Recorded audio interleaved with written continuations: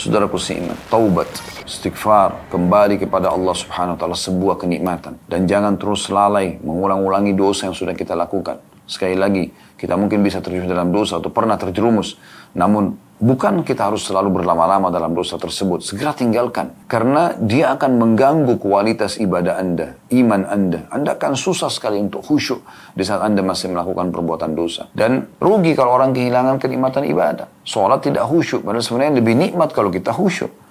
Nyaman kalau kita bisa menikmati setiap gerakan dan bacanya, tapi penghalangnya adalah dosa. Berapa banyak orang yang jadi malas bersedekah, malas berzikir, malas berdoa, malas mengerjakan segala macam ibadah karena dosa sumbernya. Dosa itu penyebabnya. Ya. Kalau Anda sudah merasa Anda malas ibadah, dosa. Segera istighfar dan taubat kepada Allah. Kemudian kalau Anda punya permasalahan, Anda belum menemukan solusinya. Sakit, tidak sembuh-sembuh, usaha tidak sukses-sukses, ya, pendidikan yang tidak selesai, apalah segala macam masalah, sumber masalahnya dosa. Istighfar kepada Allah, kembali Allah akan perbaiki. Jadi kita kembali kepada Allah SWT. Makanya sebagian salaf mengatakan, sebenarnya Allah telah memberitahukan sumber semua masalah kalian. Semua masalah sumbernya satu. Dan Allah juga memberikan solusinya. Sebagian mereka mengatakan, Al-Quran sudah mengajarkan kepada kalian tentang sumber masalah kalian. Dan juga sudah memberitahukan solusi dari sumber masalah itu. Semua masalah sama, satu masalah. Yaitu dosa. Dan solusinya adalah istighfar. Mohon ampun kepada Allah Subhanahu wa taala. Ini hal yang luar biasa. Bukan hanya ucapan lisan teman-teman sekalian, tapi bagaimana kita renungi, kita resapi. Betul-betul kita merasa bersalah, kita mohon kepada Allah Subhanahu wa taala agar dibersihkan dari dosa-dosa tersebut. Semoga Allah mudahkan tentunya. Dan sangat indah orang kembali kepada Allah, ya. Merenungi kebesaran Allah Subhanahu wa taala, khawatir kena hukuman Allah Subhanahu wa taala. Kita terus saja memohon dengan tulus dari hati, dan kita minta agar setelahnya, Allahumma inni ala dzikrika wa syukrika wa husni ibadatik. Ya Allah, tolonglah hambamu ini agar selalu saja berzikir, bersyukur, dan memperindah dan menyempurnakan ibadah untukmu. Selalu kita baca itu, supaya akhirnya Allah Subhanahu wa taala memberikan kita kesempatan untuk berada di rel-rel orang-orang beriman dan merasakan kenikmatan iman tersebut.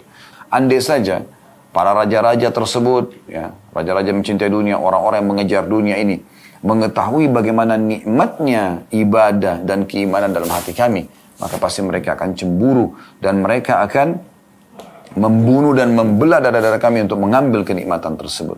Orang beriman, teman-teman sekalian, akan sangat beda keadaannya dengan orang yang tidak beriman, apalagi orang yang jauh dari agama, ya. Orang beriman, makan enak, dia bersyukur. Makan kurang enak, tetap dia bersyukur. Dalam kondisi dia sehat, dia bersyukur. Dalam kondisi dia sakit, dia bersabar dan berterima kasih kepada Allah, masih diberikan ujian untuk meninggikan derajat dan membersihkan dosanya. Apapun keadaan orang beriman selalu baik. Itulah yang Nabi SAW katakan, ajaban li amri mu'min. Sungguh mengagumkan perkaranya orang-orang beriman. Wala yakunu dzalika illa li mu'min. Dan itu tidak dimiliki kecuali orang-orang beriman. In asaba sarra syakar. Kalau diberikan nikmat, pasti dia selalu bersyukur. Wa in asaba dharra sabar.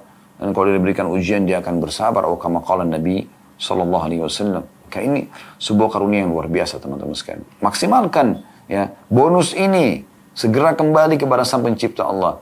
Seluruh dunia sekarang semuanya orang ingin jadi baik, kaum muslimin. Semua sama programnya. Mereka akan menahan diri dari makanan, dari minuman, bahkan biologis halal pun mereka bertahan. Tidak melakukannya dari mulai azan subuh sampai azan maghrib. Demi untuk keimanannya, demi untuk ketakwaannya kepada Allah SWT, demi untuk mendapatkan balasan terbaik di akhirat. Ya. Mereka bersabar. Karena sabar ada 3 hal. Sabar dalam mengerjakan ketaatan. Sabar seperti sekarang puasa, tahan haus, lapar. Seperti sesuai dengan waktu yang telah Allah tentukan dari azan subuh sampai azan maghrib. Sabar mengerjakan sholat malam, ya, sholat tarawih, baca Quran, zikir, dan semua ibadah-ibadah. Yang kedua, sabar dalam meninggalkan kemaksiatan. Setiap ada peluang dosa, tinggalkan. Sabar. Jangan diiyakan. Dan yang ketiga, sabar atas ujian harian. Maka ini poin penting yang harus kita ketahui di awal pembukaan kita, teman-teman sekalian.